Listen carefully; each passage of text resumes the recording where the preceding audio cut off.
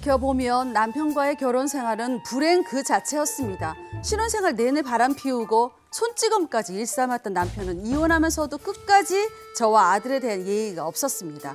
이혼하면서 친권과 양육권을 모두 가져온 저는 남편에게 딱 하나만 부탁했습니다. 여보 재용 씨, 우리 이혼할 때 내가 말한 거 있지? 우리 진택이 양육비 그것만 제때제때 부탁해. 내가 재산 분할이며 위자료며 뭐 한 푼도 안 받고 이혼하잖아. 알았어. 아유, 내 아들이 피고 먹이는데 뭐 내가 그 양육비 떼먹을까봐 그래? 걱정하지 마. 알겠어, 믿을게. 약속했어 진짜. 그럼. 그러나 믿는 도끼 발등 찍힌다 했던가요? 양육비는 걱정 말라고 큰소리 땅땅 칠 때는 언제고 1년도 채 되지 않아서 양육비 지급이 차일피일 미뤄지더니 이제는 아예 끊겨버린 겁니다. 전 마지막 남은 신일마저 저버린 남편을 도저히 용서할 수가 없었습니다. 야 이재영! 지금 양육비가 얼마나 밀린 줄 알아? 어떻게 우리 진택이 양육비까지 안 줄 수 있어? 당신 이혼할 때 뭐라고 했어? 아이 양육비만큼 걱정하지 마 했어 안 했어? 그거 왜 사람 소리를 지르고 그래? 화나니까 소리 지르지. 진짜. 내가 지금 사업이 잘 돼? 잘 안 되잖아. 그때는 벌이가 괜찮았어. 근데 지금 알다시피 경기가 안 좋아. 그럼 사업이 안 돼. 내 돈이 없어. 그럼 어쩌라고 나한테? 그러면 내 그때하고 벌이하고 상황이 달라지고 이러면 양육비도 감액해주고 뭐 이러는 거지 말이야. 어머머머머. 아니 내 그거라도 신청을 좀 해야 되겠어. 어머머머머. 양육비 몇 푼 된다고 그걸 깎어? 당신이 그러고도 아빠야? 나 이제 더 이상 안 참아. 지금까지 못 받은 양육비, 위자료랑 재산 분할까지 싹 다 청구할 테니까 그렇게 알아? 양육비 미지급도 모자라서 이제 와서 양육비가 과다하다면서 감액을 청구하겠다는 남편. 양육비 하나만이라도 제대로 달라던 게 제 간절한 부탁마저 외면한 남편을 전 더 이상 용서할 수 없습니다. 남편에게 밀린 양육비를 청구하고 못 받은 재산 분할과 위자료까지 받을 수 있을까요? 애도 받아라고 그러지. 나쁜 아빠들 얘기는 뭐 어제 오늘 일이 아닌데. 나쁘다. 아이고 이 사연도 좀 정확히 좀 들어봐야 되겠네. 네, 사연은 이렇습니다. 이 A 씨는 이혼한 후에 6년째 홀로 아이를 키우고 있는데요. 이혼할 당시에 남편이 왜 이혼을 하게 됐는가? 외도, 가정폭력을 일삼게 아우. 되면서 유책 배우자로 남편이 지목이 된 거죠. 네. 그러나 하루빨리 이혼을 하고 싶어더니 A 씨가 재산 분할, 위자료 안 받아도 좋다. 내가 아이의 친권과 양육권 가질 테니까 아이 양육할 수 있는 비용만 제때제때 잘 달라. 이렇게 합의를 하고 이혼을 하게 된 겁니다. 그런던 전 남편이 A 씨에게 매달 양육비로 80만 원을 주기로 하고 한 1년 정도는 그래도 따박따박 잘 냈는데 그다음에 한 뭐 2달에 한 번, 3달에 한 번씩 양육비가 빠지기 시작하는 겁니다. 그러더니 어느새는 한 달에 한 번씩 주었던 양육비를 2년째 아예 주지 않고 있는 거예요.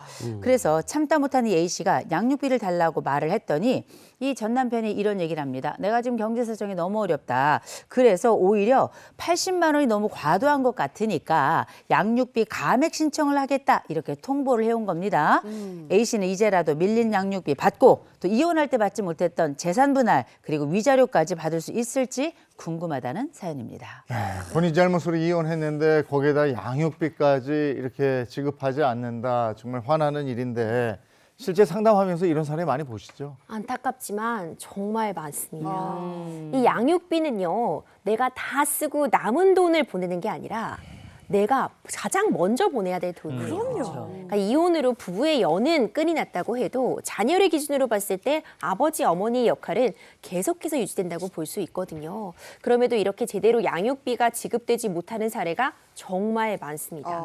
2021년 통계, 저도 이걸 보고 깜짝 놀랐는데 네. 한부모 가정을 기준으로 했을 때 그러니까 한 번도 양육비를 지급받지 못했다. 그러니까 좀 주다가 안 주는 게 아니라 네, 한 번도 받지 못했다는 비율이 70%예요. 와, 너무했다. 너무 높죠. 아. 그러니까 정상적으로 뭐 매달 정기적으로 양육비가 제때 지급되고 있는 비율이 10%에서 20%밖에 되지 않는다. 이런 통계가 있어서 네. 참 안타까운 상황이라고 보여집니다. 와, 양육비를 한 번도 받지 못한 사람이 이렇게나 많다니 이거 정말 충격적입니다. 근데 제가 알기로는 양육비를 주지 않으면 이거 뭐 형사처벌까지 가능한 걸로 알고 있는데 변호사님 이거 아닌가요? 형사처벌 받아야 되겠죠. 진짜 이 정도면은 그래요. 원래 이런 사건에 있어서 이 양육비를 주지 않으면서 뭐 민사적인 문제인데 뭐 재산 같은 거 뭐 다 타인 명의로 빼돌리고 뭐 그냥 버티면 되지 않아? 막 이렇게 나쁘게 생각하는 사람들도 있었어요. 그래서 2021년에 이 처벌의 규정이 신설이 됩니다. 진짜 처음에는 이제 경고를 할 수 있어요. 법원 측면에서 당신 감치가 뭐냐면 정신 좀 차려라 그러면서 막 이런 어디 그 경찰서 유치장 같은 데다가 일시적으로 구금시켜놓고 이제 그런 것들이 있거든요. 그럼에도 불구하고 끝까지 안 주는 경우가 있단 말이에요. 그러면은 이런 경우에는 실질적으로 여기 사연에서는 어머니가 이 고소를 하실 수가 있어요. 형사 고소를. 형사 고소를 하시면은 실질적으로 처벌을 받을 수 있는 규정이 신설이 됐는데 이 규정이 신설이 되고 난 이후에도 사실상 뭐 집행유예라든지 이런 식으로 좀 솜방망이 같은 처벌이 이루어졌었거든요. 네. 근데 얼마 전에 실질적으로 실형이 나온 선례가 생겼습니다. 이 경우도 그 변호사님 아까 말씀하셨듯이 한 번도 막 10년 동안 한 번도 안 준 거예요. 한 번도 안 줘가지고 그 막 감치네 뭐 재산 압류네 막 이런 것들을 다 했었는데도 결국에 지급이 안 된 거예요. 그래서 실형 판결이 났고 그 이유가 뭔고 하니 당신은 너무나도 이런 어떤 법 질서를 경시했다. 그냥 버티면 되겠지라는 식으로 법 질서를 경시했고 사실 이런 경우에 양육비를 이렇게 지급하지 않으면 이거 아동에 대한 학대나 마찬가지예요. 뭐 굴무라는 거예요. 뭐예요 맞아, 이거는. 맞아. 그래서 아동에게 가는 피해가 너무 크기 때문에 이번 선고는 실형 이런 식으로 해서 굉장히 좀 효시적인 판결이 나왔습니다. 사실 이렇게 구속까지 되는 경우는 굉장히 드물기도 하고 좀 시간도 많이 걸리잖아요. 근데 진짜 이 양육비를 받을 수 있는 법적 보호 장치가 고소하는 것 말고는 없나요? 결국 양육비를 받아내야 되는 거잖아요. 금전적으로 해결을 하는 방법들도 나와 있습니다. 먼저 계속해서 양육비 주지 않으면요. 재산에다가 강제 집행해올 수 있어요. 예금에다가 압류를 건다거나 부동산에 대해서도 압류를 한다거나 이런 방식을 통해서 실질적으로 양육비를 확보할 수 있는 방안이 있습니다. 두 번째로 양육비 이행명령 신청이라는 것이 있어요. 네. 양육비를 이행할 것을 법원으로부터 명령을 받고 이행하지 않으면 앞서 살펴본 것처럼 구속과 유사하게 감치명령이라는 걸 해둘 수 있습니다. 그러니까 돈을 안 줘도 이것을 그대로 형사적으로 감치명령을 해올 수 있는 것인데 네. 유치장이나 구치소에 30일까지 인신 구속이 가능합니다. 그런데 그래도 안 줘요. 그러면 이제 지긋지긋하다. 출국 금지 같은 것도 내릴 수 있어요. 출국 금지 명령이나 아니면 이제 명단 공개 이런 조치들이 들어갈 수 있어요. 그리고 내가 지금 따박따박 월급을 받는 그런 근로자다라고 한다면 월급 바로 주지 말고 양육비 부분은 그 월급을 나에게 먼저 줘라. 이런 것도 가능해요. 양육비 직접 지급 명령이라고 하는 건데 정당한 사유 없이 2회 이상 양육비를 주지 않으면 지금 계속해서 정기적으로 근로를 하고 있는 그런 임금을 받는 상황이라면 그 임금, 양육비만큼은 나에게 지급해라라는 청구도 가능합니다. 있구나. 그리고 마지막으로 자영업자인 경우도 있을 수 있잖아요. 그렇다면 이 양육비를 이행을 담보할 수 있는 담보명령을 신청을 할 수 있습니다. 그러니까 담보 제공을 해두라라는 부분인데 법원이 비양육자에게 이제 장래의 양육비를 담보할 수 있는 현금과 같은 부분, 담보물을 미리 제공해놔라 이런 명령을 할 수도 있습니다. 네. 근데 우리 사연 보시면은 이제 남편 경제 상황이 안 좋아서 양육비를 감액하겠다라고 했는데 이 원래 받던 양육비를 줄이는 것도 이것도 가능한 건가요?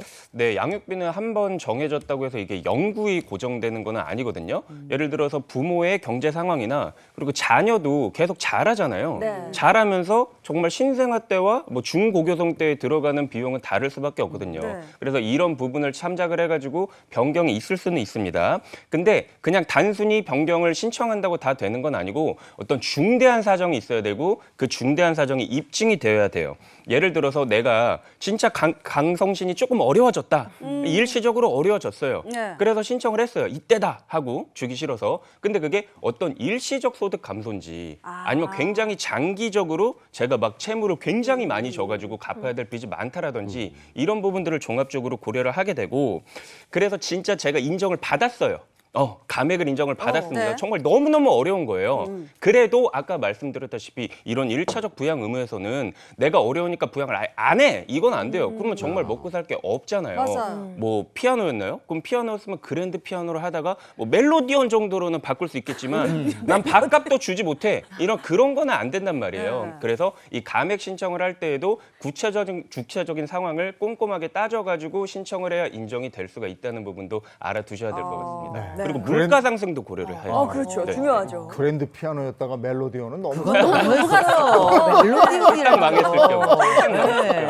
근데 아까 그 양육비만 받은 거고 재산 분할이나 무슨 위자료는 못 받은 것 같은데 이거 나중에 청구가 가능해요? 사실 이런 경우들이 종종 있어요. 일단 빨리 협의 이혼해버리고 싶으신 거예요. 그러니까 빨리 정리하고 싶은 마음에 재산 분할이나 위자료 같은 거 미처 잘 정하지 안 하고 일단 이혼해버리시는 경우 있는데 기한이 존재합니다. 협의 이혼했을 때 재산 분할 같은 경우에는 2년 이내에 청구를 하셔야 돼요. 근데 2년 또 살다 보면 금방 지나가잖아요. 맞아요. 이 기간 도과해서 재산 분할 받지 못하는 일 없도록 좀 재빠르게 정리할 건 정리하고 가시는 게 중요할 것 같아요. 위자료도 마찬가지인데요. 위자료는 3년 이내에 청구해야 됩니다. 근데 시간이 지나면 유책 배우자의 그 유책성을 입증하는 게 더 어려워질 수 있습니다. 이런 부분들 결국 증거가 필요하거든요. 상대방의 잘못 때문에 상대방의 유책이 컸기 때문에 이혼했다. 그래서 내가 위자료 청구한다. 이 부분을 증거로서 남겨두셔야 되기 때문에 소멸시효 기간을 도과하지 않는 것도 중요하고 그 기간 내에 어떤 증거 자료들을 만들어 놓는 것도 중요합니다. 양육비 같은 것도 사실 소멸시효가 있습니다. 네. 그래요? 양육비를 계속해서 주지 않고 있다가 자녀가 성년이 돼버리는 경우도 있어요. 맞아요. 그러니까 양육비를 못 받고 성년이 되면 성년이 된 시점부터는 사실 양육비라는 것이 발생하지는 않거든요. 맞아요. 하지만 이전에 지금 받지 못한 부분들이 있잖아요. 네. 이거는 성년이 된 때로부터 10년. 안에 이 소멸시효 10년 안에는 양육비 청구를 하셔야 됩니다. 이미 판결로서 뭐 양육비를 이행하라 이런 걸 받아놨을 때도 10년의 소멸시효 기간은 있기 때문에 이 기간 내에 청구하시면 과거에 받지 못했던 양육비까지도 받으실 수 있습니다. 받을 수 있구나. 이 양육비 안 주는 건 그 아이들의 그 생존권을 위협하는 거잖아요. 맞아요. 그러니까 이건 아동 학대에 준해서 좀 엄하게 다스려야 될 것 같아요. 맞아요. 자, 여기까지 해야 되겠습니다. 두 분 변호사님 고맙습니다. 고맙습니다.